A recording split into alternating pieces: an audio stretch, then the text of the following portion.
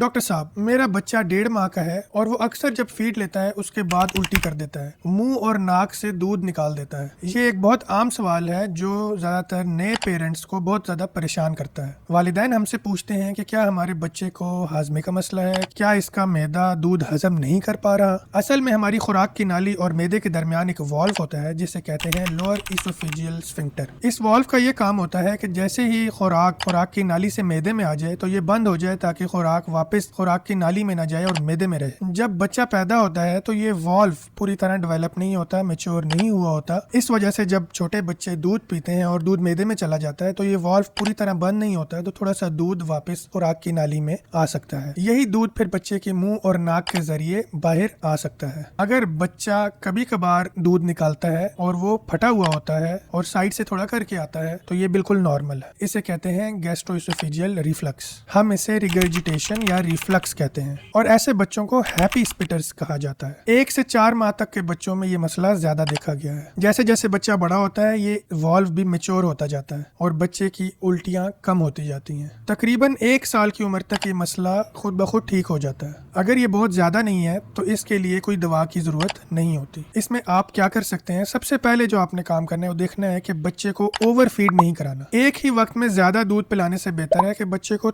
थोड़ा थोड़ा दूध बार बार पिलाएं। एक ही वक्त में ज्यादा दूध ना पिलाएं, यानी बच्चे को फ्रीक्वेंट फीड दें। दूसरी बात जो आपने ख्याल रखना है कि बच्चे को फीड के बाद फौरन ना लेटाएं। कुछ देर के लिए बच्चे को कंधे से लगा कर रखें और डकार दिलवाएं। तीसरी बात यह है कि बच्चे को जब डकार दिलवा कर लेटाएं तो उसका सर थोड़ा सा ऊंचा रखें। तकरीबन 25 से 30 मिनट तक बच्चे का सर ऊंचा रखें। कुछ बातों का आपने खास ख्याल रखना है। अगर बच्चे का वजन ठीक से बढ़ रहा है, अगर वो फीड करने के बाद रिलैक्स हो जाता है और सो जाता है, बच्चे को बेचैनी या चिड़चिड़ापन नहीं होता और फीड के बाद बच्चे का पेट नहीं फूलता, तो आपका बच्चा बिल्कुल नॉर्मल है, परेशान होने की जरूरत नहीं है। लेकिन अगर बच्चे को जोरदार उल्टी आए, उसको जोर लगा के उल्टी करना पड़े और उल्टी दूर जाकर गिरे, जिसे प्रोजेक्टाइल वॉमिटिंग कहते हैं, और अगर फीड के बाद बच्चा बेचैन रहता है, ठीक से नहीं सोता, बार बार बच्चे की छाती खराब हो जाती है, उसको चेस्ट इन्फेक्शन हो जाता है, और सबसे अहम बात कि बच्चे का वजन नहीं बढ़ रहा, तो ऐसी सूरत में बच्चे को लाजमी डॉक्टर को दिखाएं। लेकिन अगर ये अलामात मौजूद नहीं तो आपका बच्चा बिल्कुल ठीक है। तकरीबन 1 साल की उम्र तक ये मसला